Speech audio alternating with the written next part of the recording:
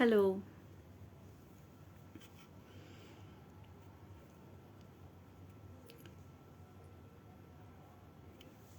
Hi Kirtana. Hi Lina.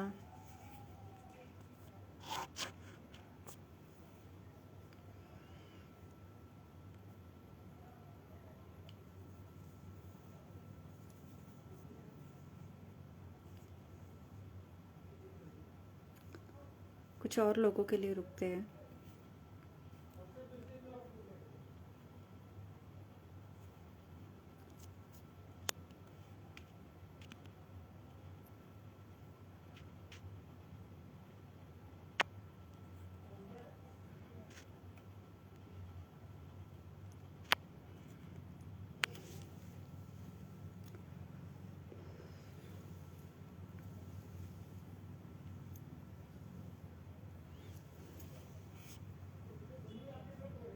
Hello. So, actually, एक live plan था but network issue के कारण we are not able to do it. So I still went live क्योंकि काफ़ी लोग थे जिनको लाइव अटेंड करना था. Hi, good to see you too. So actually topic था सेक्स एजुकेशन के बारे में और इंडिया क्या सोचती है सेक्स एजुकेशन के बारे में. वो लाइव हम किसी और दिन करेंगे बट मैं आज इसलिए लाइव आई हूँ क्योंकि काफ़ी टाइम से मैंने ऐसे क्या बोलते हैं अबाउट मेंस्ट्रुअल हेल्थ या रिलेटेड टॉपिक्स के बारे में ज़्यादा बात नहीं की है. इट्स काफ़ी टाइम बाद में मतलब कुछ वीडियो या ऐसा कुछ हो रहा है मेरा. सो मैंने एक फुल टाइम जॉब ज्वाइन किया रिसेंटली. सो काफ़ी टाइम उसी में मेरा चला जाता है. सो नया so I am not creating a lot of new I am not creating any new content right now. So so yeah so I'm excited to tell you that I'll be working in one district of Maharashtra as a part of my job, and there we'll be working with you know hundreds and thousands of women on reusable menstrual products. So I will share more details when the project actually it takes off, and I will have more concrete things to share. So right now it's more in the planning stage and getting permissions and everything. So yeah, uh, it's been a while that I shared anything here about menstrual health. So actually I want to share this is that there are so many people who are working on this topic, and there are I mean hundreds of people right now who are working in India on this topic, and it's amazing that the community is growing. However, I also feel like a word of caution that as a menstrual health educators, it's our responsibility to give out scientific knowledge only, and also at the same time we also not disrespect the culture or traditions that exist. I mean, we can address them in a different way, but then there are certain practices which could not be, they may not be too problematic. I mean, they are problematic, yes, but calling them problematic right away, especially if you do not have connect with that community, probably that will something, instead of building a connection, it may burn a bridge. So yeah, so we have to be careful when we comment on someone else's lifestyle, someone else's practices, beliefs. So I feel, and we can just be kind with each other. So that's a very simple thing that we can do when we hear others' opinions about menstruation or other related topics, is what I feel. What do you all think? You can probably type in then.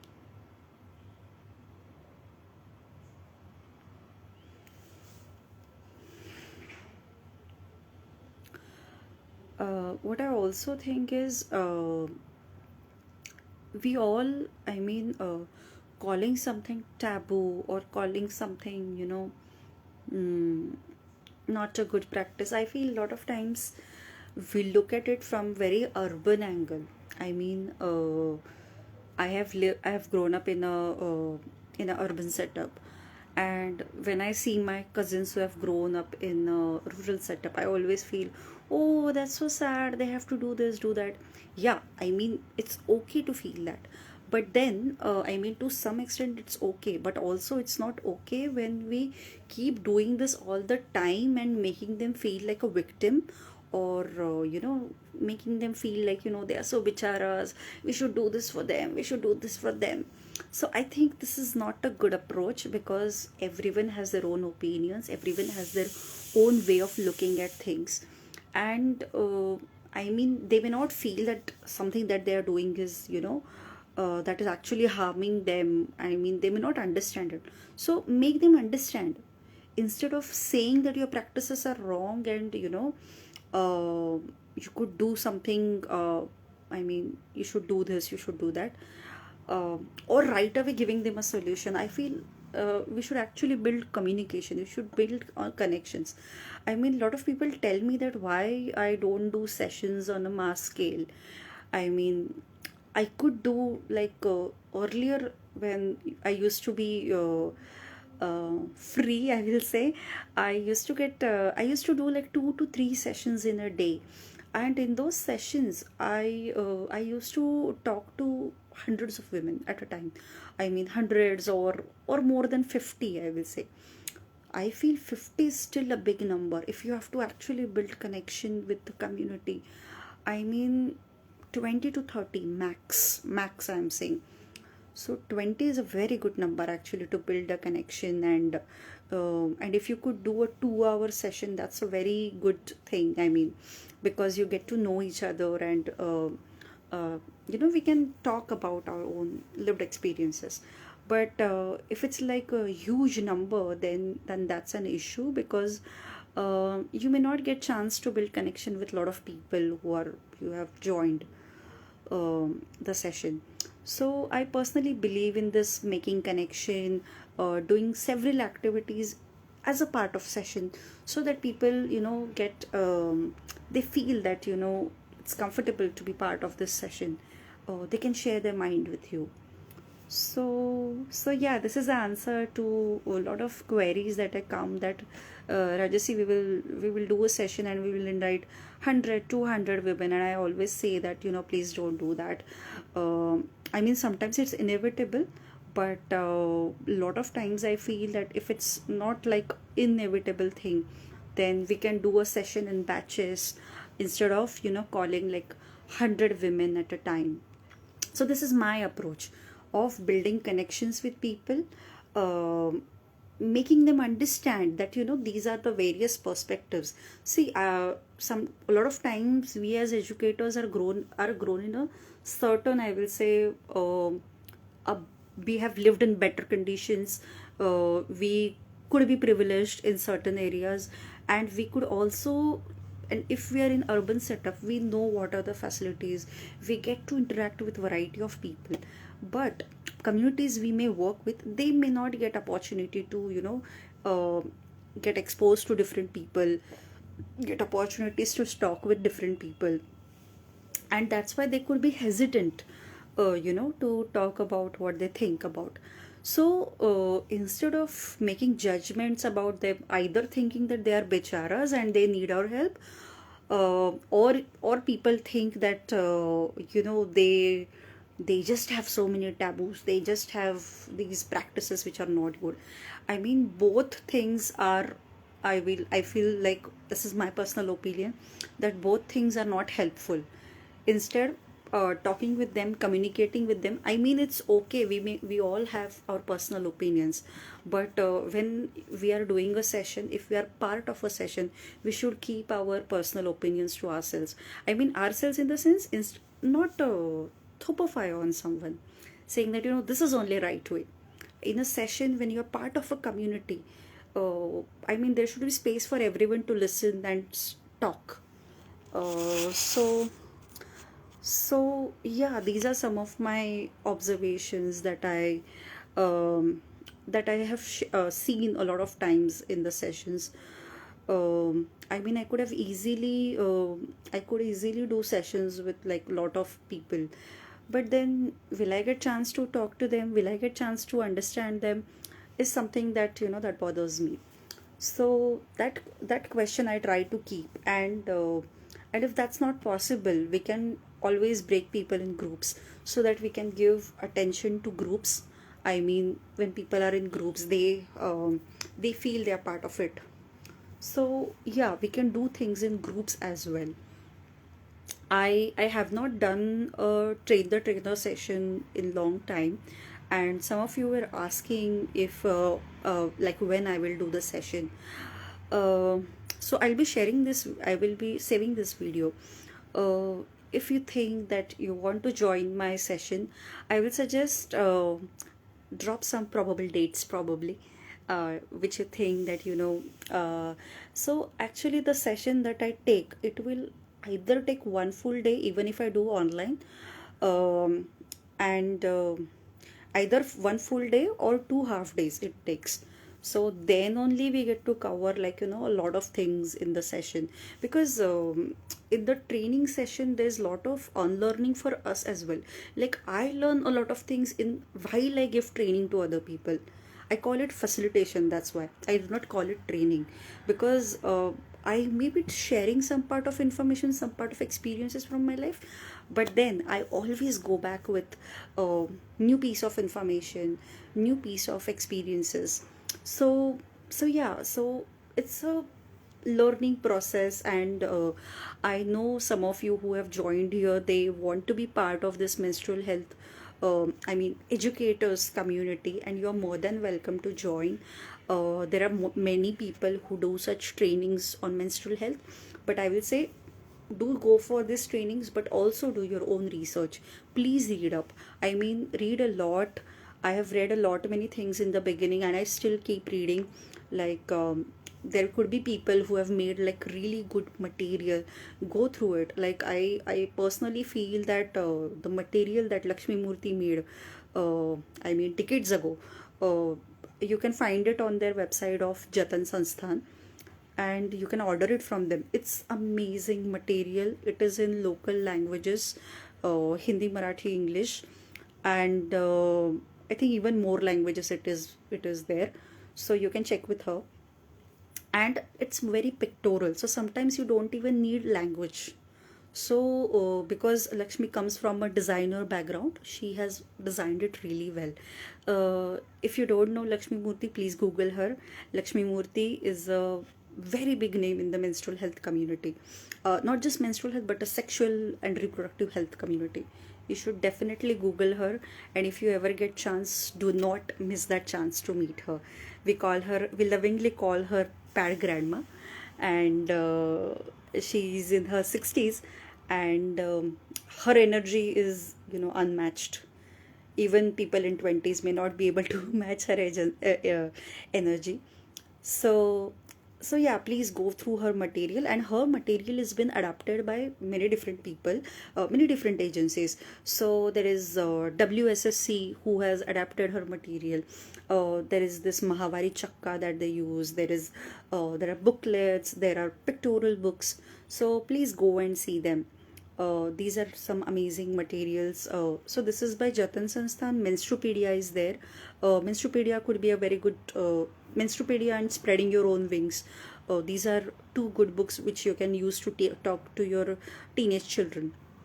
And Menstrupedia also has a separate book for boys called Golu. Just go and check that as well.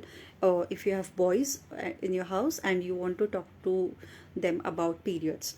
So, and I also feel that men are quite a time left out in this whole conversation. So, actually, we should talk to them. Like, we cannot expect them to know everything when we barely take effort to talk to them.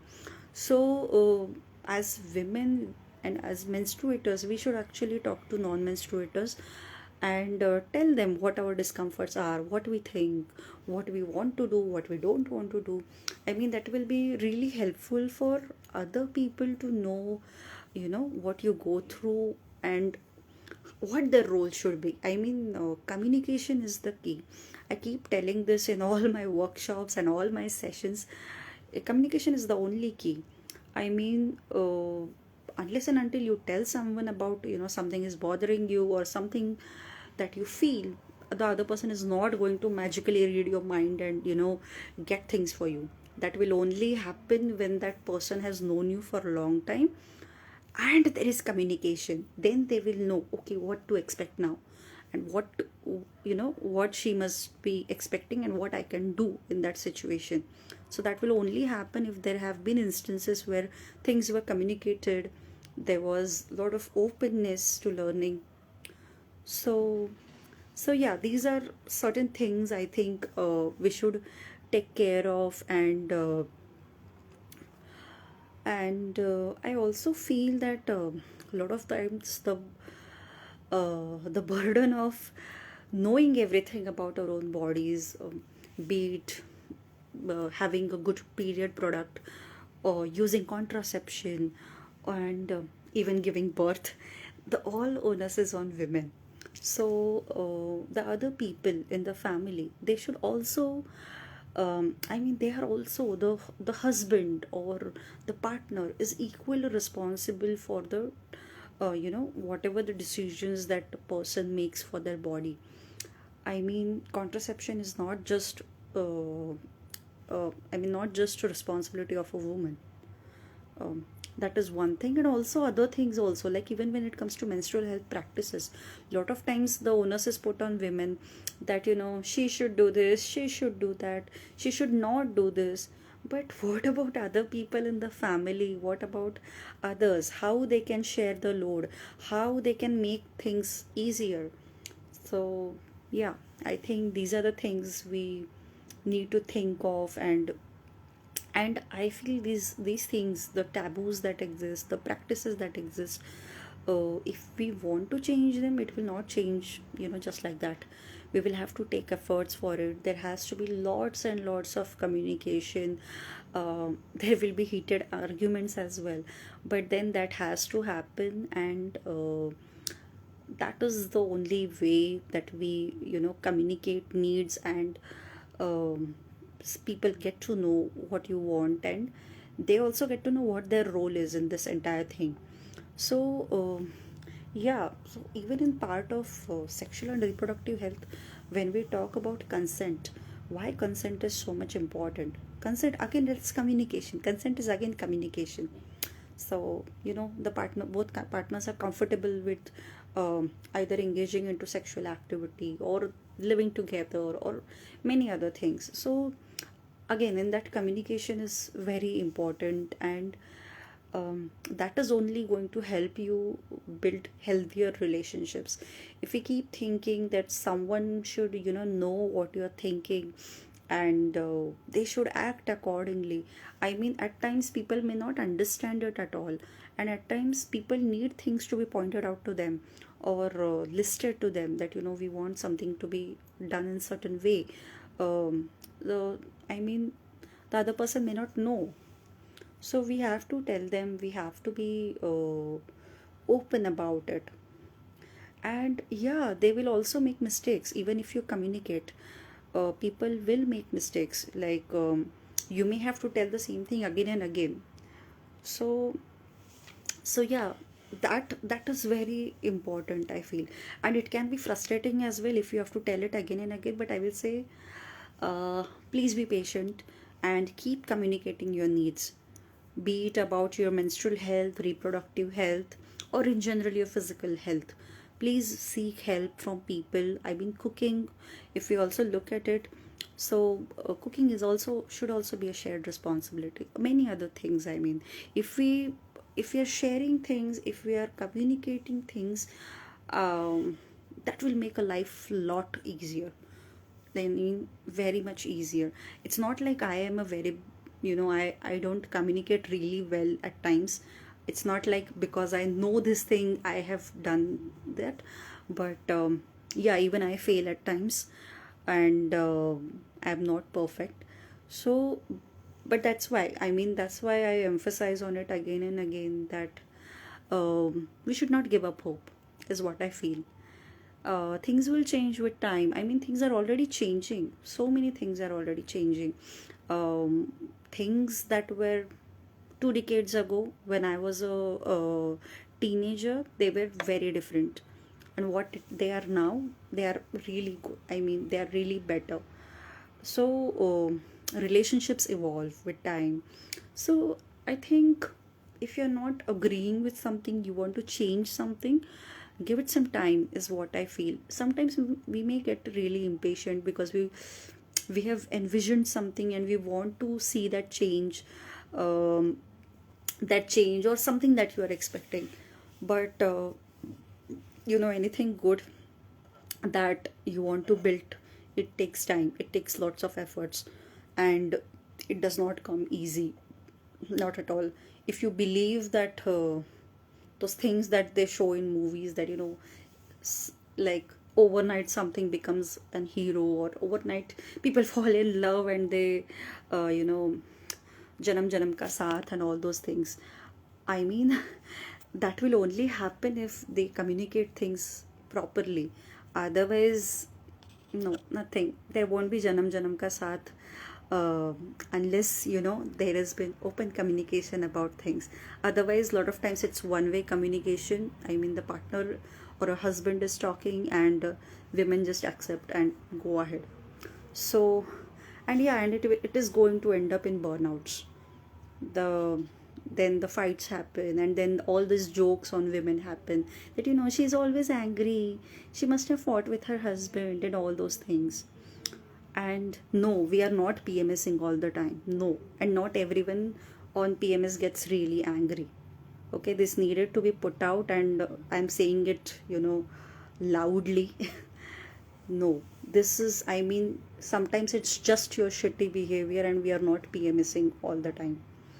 And and that is not even a bahana, that, I mean, that is not even a reason that people do not own up their behavior, is what I feel. So unless we own our behavior related to our bodies, or whatever it is, so yeah, yeah.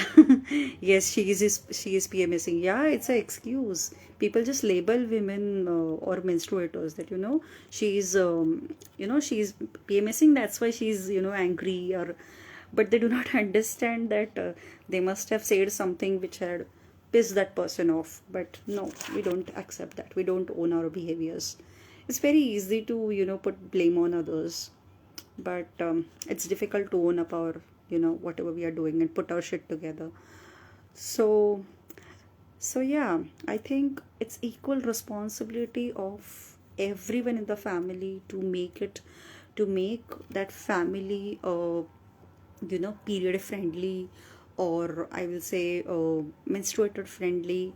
And also, I mean, having sex positive families, I think that's a very big step, and it's still going to take time. I mean, recently I met my friends and we were just discussing that the intergenerational things that that still exist, and when we will break through that. So I think at least 2 to 3 generations are needed to unlearn such things, heal ourselves, and then go ahead and make the change that something that was expected 2 generations ago or 3 generations ago. It takes time.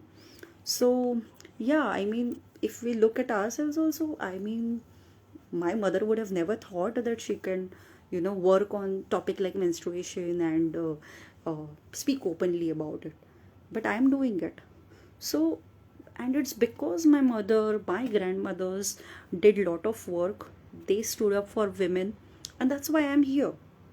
And I'm really grateful that all these women who in my life, not just women but also men, who have stood up for the coming generations, and making things comfortable and making things evolved for them.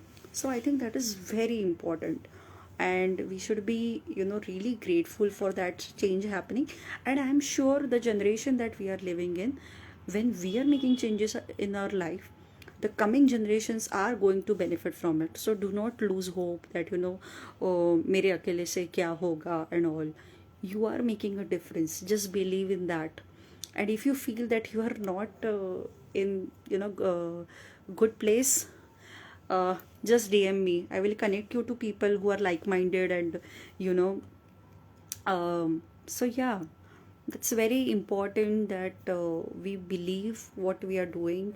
We um, we take ownership of whatever we are doing, the changes we want to do in our life, and we want to break through from the previous things that existed generations ago.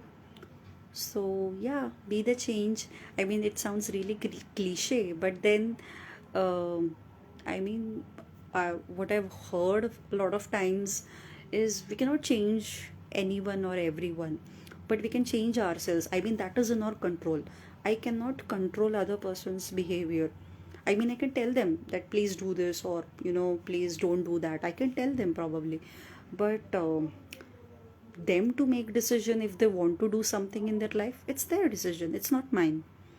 I mean, I can tell them and they may follow it for some time, but do something for a lifetime, it's entirely their own decision.